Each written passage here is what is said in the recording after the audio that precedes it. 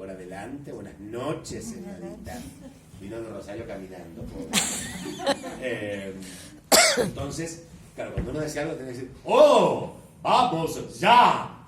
O decir, me duele tremendamente. Pues, claro, eso generó que el mundo del arte fuera extremadamente exagerado, lo que hoy llamamos sobreactuado.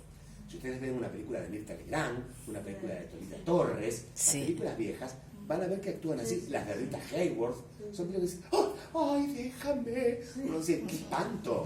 Y la gente la veía y le parecía maravilloso, porque no había otra forma de actuar. Si una persona actuaba natural, actuaba horrible, y a la gente le parecía espantoso eso.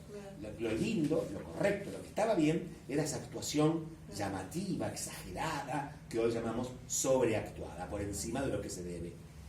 Claro, llegó al mundo Stanislavski, este ruso, director de la Escuela de Teatro de Moscú, de la Academia de Teatro de Moscú, que con sus alumnos, en un rinconcito de esa ciudad rusa, empezó a enseñar una técnica propia, lo que él llamó el método. Hoy conocemos como el método Stanislavski. Él no le puso Stanislavski porque era él mismo. Y entonces, con ese método, él empezó a hablar que no existía la actuación que salía de la boca para afuera, sino que existía la actuación solo si salía del alma para afuera. Y entonces fue creando toda una metodología que después fue corregida por diversos, o mejorada por diversos posteriores, inclusive Lee Strasberg, que en Nueva York toma el método Stanislavski y lo hace conocido en todo el mundo occidental, y nos llega a nuestros días. Stanislavski, más o menos en el año 1900, en 1880, cuando él comienza a ser director, pero se hace más famoso dentro de Rusia en 1900. Pensemos que en aquellos años Rusia quedaba en Saturno, estaba muy aislada, no conocíamos nada de lo que pasaba ahí adentro, pero claro, cuando llega al mundo occidental, a Nueva York, porque Strasberg se entera de todo esto, ya había llegado a Polonia el método Stanislavski, ya había llegado a Dinamarca el método Stanislavski, y termina pasando a Estados Unidos. Y comienza a generarse ese furor por la nueva metodología de trabajo artístico, la nueva forma de actuar, el método. Y comenzamos a actuar ya no importando solo el lenguaje verbal, ya no hacía falta solamente hablar correctamente, tener una clara dicción, que la gente entienda lo que digo, sino había que utilizar los otros lenguajes de los cuales disponíamos, el gestual y el corporal, y aparte darle raíz al personaje. Ya no hacía falta decir bien las cosas, sino que teníamos que crear un ser nuevo, que es el personaje. Personaje viene de la palabra griega prosopon, y prosopon en griego significa máscara. Justamente aquellas máscaras con la boca para abajo si era tragedia, o con la boca para arriba si era comedia, es lo que nos define como personaje.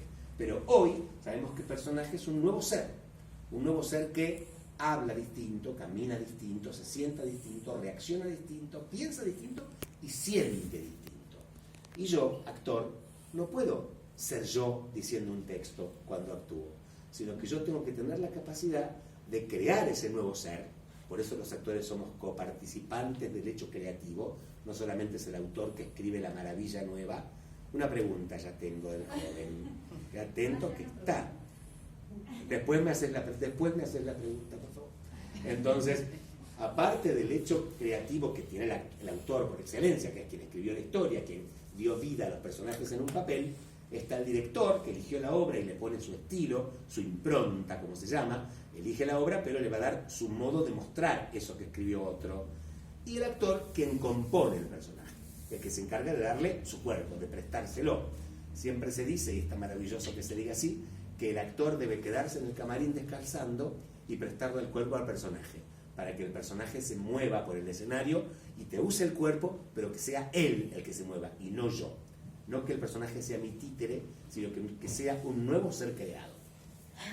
Y por último, ahora, desde hace poco, desde hace unos 30 años, sabemos también que hay un cuarto factor creativo, co-creativo, que es el público. Por eso uno puede hacer 450 funciones. ¿Qué tal? Buenas tardes. Uno puede hacer 450 funciones y son siempre distintas. ¿Por qué son siempre distintas? Porque el público es siempre distinto. Y entonces, lo que el público da y genera en ese feedback, en ese ida y vuelta que se genera en el silencio, en el moqueo cuando es triste, en la risa cuando es una comedia, en la sorpresa cuando algo sorprende, en la admiración, en el elogio, en el silencio, en la expectación, en la intriga. Eso genera una adrenalina diferente, colectiva, que el actor lo percibe. Y al percibirlo modifica lo que está haciendo, porque somos seres humanos, respondemos me sale la palabra impulso, sino estímulos. Respondemos a estímulos. Y por eso cada función es diferente. Siempre. Porque la obra se terminó de dar, de crear, de componer a la perfección, cuando el público participa del hecho creativo final. Pero bueno, hoy nos vamos a quedar con nosotros, los actores. Y entonces, vamos a considerar esos tres lenguajes. El lenguaje verbal es el que decimos con la palabra. Parece el más fácil, el más simple, el que se usa desde siempre. Ese lenguaje verbal es importante, obviamente, porque la palabra es fundamental en la comunicación. Pero ustedes ven discursos políticos. Y cuando ven discursos políticos se dan cuenta que son tan vivos, que estudian teatro, tienen profesores que les enseñan la comunicación y les enseñan a comunicar no solamente con la palabra. Yo puedo decir, el gobierno anterior nos dio todo lo que pudo. Y mi lenguaje gestual dijo mucho más de lo que dijo mi lenguaje, ¿no? Bueno, eso es fundamental. La gestualidad involucra, ¿no? Yo puedo decir, hola, estás mucho más flaca. Y evidentemente estoy comunicando otra cosa. Por eso es tan importante la gestualidad y le llega tanto al público. ¿Qué pasa con el público? Muchos directores y muchos actores creen que el público es un sujeto pasivo. O sea, quedamos que no, que era un coparticipante creativo y nadie que crea es pasivo, es activo. Pero si yo lo considero pasivo, le doy información, se la tiro. Y entonces el público no hace nada más que recibirla. Las películas como Rambo, por ejemplo, ¿no? Una película con la que uno recibe estallidos, bombas, saltos. No hay que pensar demasiado.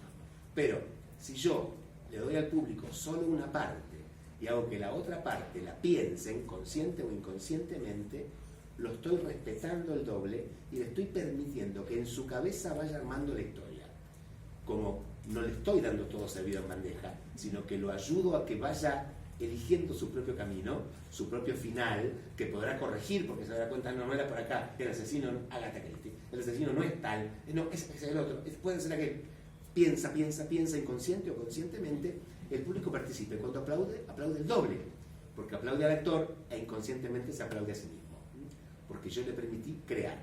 Cuando yo público me siento y estoy mirando una obra y no me pierdo nada, cuando pienso, más puede salir y a comerme milanesa con papá. Tormenta, pues eso fue un trueno. Cuando yo puedo pensar en cualquier cosa, es que evidentemente yo no estoy participando en ningún hecho creativo público, ¿no? Y eso está mal. Hasta hace unos años se le daba todo, se le brindaba todo desde el escenario y el público solo recibía. Hoy se sabe que las cosas, sí señor, escucho. ¿Cuál es su pregunta? Usted quiere ser un público participativo, me parece muy bien. Felicitaciones para el joven, ¿no? Pero bueno, después me pregunta todo lo que quiere. Entonces, hoy hacemos que el público participe creando. Y eso, aunque sea en el silencio absoluto, eso le da entidad al público. Y hace que se sienta mucho más feliz de lo que acaba de ver. Sale gozoso cuando sale a la calle. Y sigue conversando sobre lo que acaba de ver. Y se va a cenar y hablan, debaten. Bueno, si no pasó nada. Si uno sale y dice, che, vamos a comer pizza. Bueno, es que significa que esa obra no les entregó nada. De nada. Cuando pensamos en el cuerpo nos cuenta un montón de cosas.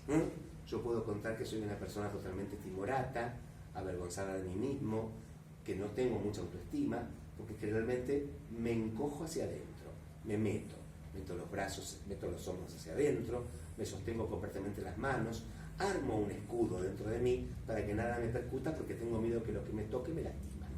Obviamente no es lo mismo tener esta forma corporal que tener esta otra y enfrentar el mundo con plena seguridad, sintiéndome poderoso, seguro, Batman. Cambia mucho el cuerpo según yo haga que mi personaje es. Yo en la vida puedo ser timorato y vergonzoso, pero cuando me convierto en personaje le quiero dar seguridad y cambio mi postura. ¿Qué absurdo es considerar que un actor pueda decir ¡no me asesine! ¡No me asesine! ¿Quién va a estar con un asesino con las piernas cruzadas tan cómodamente? Es raro, porque somos una unidad. Nos reímos, pero les puedo asegurar que uno ve teatro en Buenos Aires con grandes estrellas televisivas y están así. No es real que yo pueda comunicar terror con mis piernitas tan cómodamente cruzadas, porque somos una unidad. Si nos pasa algo, todo se compromete, el cuerpo, todo. Entonces hay que considerar ese cuerpo que también va a contar una historia y que va a tener relación, si queremos que tenga relación, o va a contar lo contrario, como cuando yo dije, ay, qué flaca que está, bueno. Todo eso va a modificar lo que yo estoy contando y tenemos que considerarlo. Nuestro cuerpo cuenta. ¿Cómo va a caminar mi personaje? ¿Va a caminar con pasos largos, con pasos de persona segura, o va a caminar con pasos cortos de persona ansiosa y temerosa? Eso modifica, y eso depende de la construcción que yo realice. En Internet, porque no voy a dedicarme a eso hoy, porque es muy largo, en Internet uno puede poner preguntas necesarias para la construcción de un personaje. Y salen un montón de autores que han escrito preguntas, algunos 50, otros 60, otros 100. Y esas preguntas, cuando dicen, ¿qué pavada? No. Esas preguntas me ayudan a que yo entienda cuál es el personaje que voy a construir. Porque la obra empieza en el momento en que se abre el telón o que se prende la luz y termina a la hora y media. Pero la vida de los personajes no empezaron en ese instante, empezaron desde que nacieron y antes aún. Entonces es importante que yo sepa si mi personaje viene de una familia constituida, si fue inesperado, querido cuando estaba ya en la panza de su mamá o no, si realmente la infancia fue linda o fea, si tuvo hermanos o fue hijo único. Todo modifica. Y ese todo de la historia del personaje, el actor lo debe saber para que su personaje sea pleno. Qué distinto, eso lo decía el otro día, creo que ustedes dos, qué distinto es cuando de chiquito yo, mis padres, que eran ludópatas y se iban a jugar al casino toda la noche y me dejaban solo y aparecía una tormenta y escuchaba un rayo y un trueno tremendo y me iba corriendo a la cama de mamá y papá y estaban sola, vacía. Y seguían los truenos y yo me aterraba y lloraba hasta que llegaban a las 5 de la mañana. Qué distinto es ese personaje a otro que cuando escuchaba el trueno y se iba de mamá y papá, lo metían en el medio de la cama y decían, no es nada, es una tormenta, mi amor, dormite. Ese solo calor, esa caricita que de un segundo hasta que se volvían a dormir, modifica el futuro. Porque hoy, con la edad que uno tiene, cae una escoba en la parte de atrás y si uno, cuando era chiquito, la tormenta lo aterraba, cae la escoba y va a saltar porque ese ruido lo va... Ahora, si cae la escoba y uno tenía la contención, ya con cuando dice, dale la escoba, se cayó una escoba, no, es otra cosa. Ya no afecta tanto. Y eso yo también lo debo conocer de mi personaje. Entonces, el cuerpo va a mostrar lo que ese ser nuevo, llamado personaje, tuvo a lo largo de su vida en formación. La gestualidad. Saben ustedes que la cara tiene la mayor cantidad de músculos que tenemos en el cuerpo. Toda la cara tiene un montón de musculitos chiquitititos que nos permiten hacer todo lo que hacemos. Sonreír, poner los labios así. Hay gente que se ha superado tanto que no tiene mucho músculo que le funcione. Por ejemplo, Susana Salazar. Pero si no, la mayoría de seres humanos tenemos una capacidad enorme de gesticular, de hacer un montón de cosas con la cara, con las cejas, con los ojos, con los párpados, con la nariz, con los pómulos, con la boca. Todos esos son un montonazo de músculos que, por favor adelante, señor Oscar, un montonazo de músculos que operan juntitos, gracias a Dios, de manera inconsciente, para... ¡Oh! Mis padres me iban a jugar al casino. Entonces, por todo eso que tenemos, es maravilloso porque nos dejan mostrar toda la capacidad que tenemos. Si fuera consciente sería agobiante. Ahora tengo que mover el risorio de Santorini para sonreírme. Sería agobiante. Por suerte es inconsciente, pero necesitamos conocer que existe esa posibilidad de todo lo que nuestra cara nos permite. El asombro, el odio. Con la ceja podemos mostrar un montón de cosas diferentes. El agrado, todo muestra distinto. Y eso también tenemos que usarlo sin exagerar, siempre sin exagerar. La época de la actuación exagerada pasó. O sea que ya tenemos el lenguaje corporal, que debe adecuarse a lo que estamos diciendo, el lenguaje gestual, lo mismo, y encontrando toda la riqueza posible, y el lenguaje verbal, el lenguaje que utilizamos. Ustedes saben que el lenguaje verbal es la palabra convertida en fonema, ¿no? O la sílaba convertida en fonema. Tenemos que aprender a hablar con claridad. Y para hablar con claridad, el público tiene que entender cada cosa que decimos. Si el público no la entiende, se va a quedar pensando qué dije. Se va a quedar pensando 2 segundos.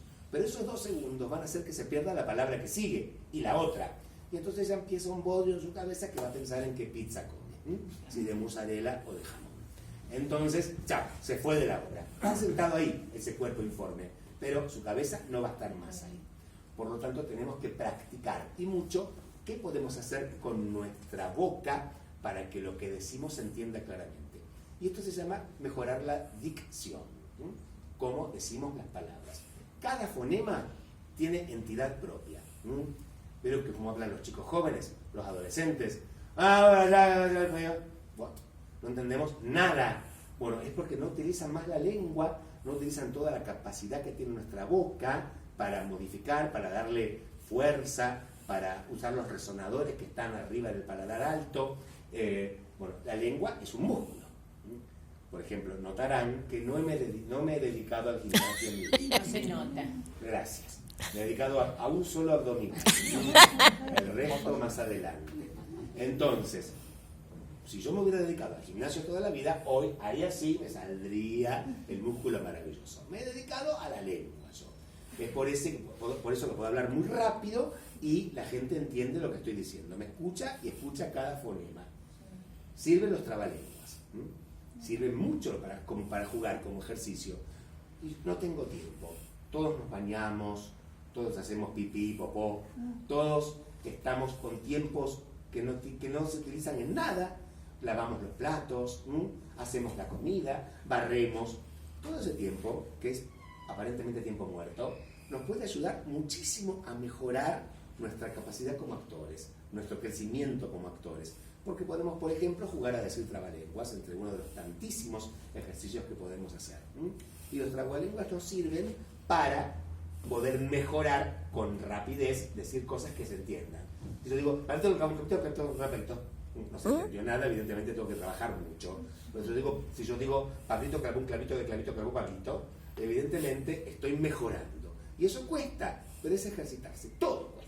Si yo quiero correr una maratón, no es que me inscribo y empiezo porque al 1,5 metros y más, y el resto ya llegó, y yo estoy todavía empezando.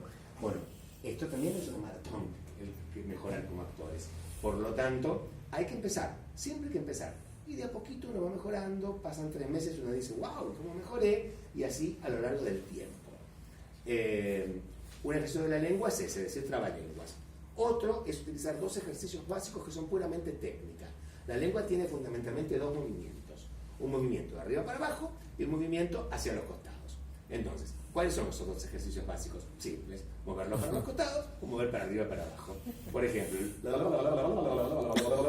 si le pongo sonido es más fácil darme cuenta si me está saliendo bien o no. Porque si no le pongo sonido no soy consciente si me sale. O sea, qué bien que me sale. Y después cuando pone el sonido sale tan horrible. Quiere decir que no está saliendo bien. Ese es el más fácil. Y eso lo puedo hacer mientras me baño, mientras hago pipí o popó. En cambio, y el otro, el que va hacia los costados, es más complicado. Uno dice, no es complicado, es complicado. Entonces, Es tremendo. uno puede hacer... Y así con muchas... Yo tengo que hacer...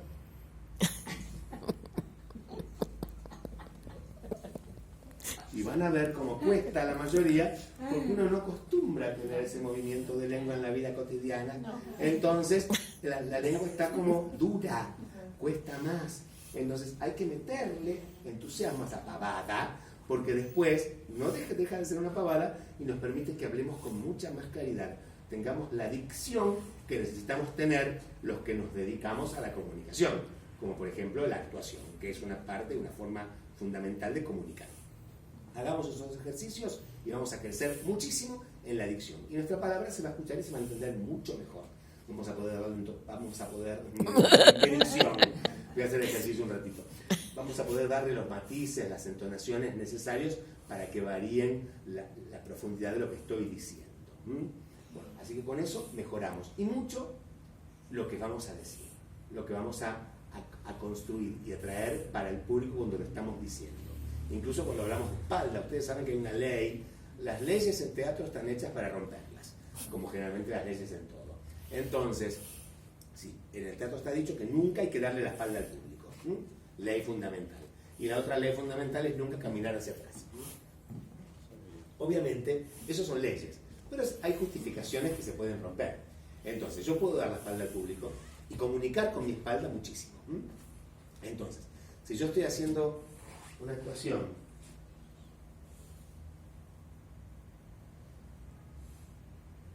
en la cual con mi espalda comunico que estoy tenso, que estoy nervioso, que estoy asustado, lo que fuere, lo comunico con la espalda y puedo hablar, pero para poder hablar de espalda y que el público me entienda, tengo que exagerar mi dicción y exagerar también otra partecita de la vocalización, que es la respiración, de la cual vamos a hablar enseguida.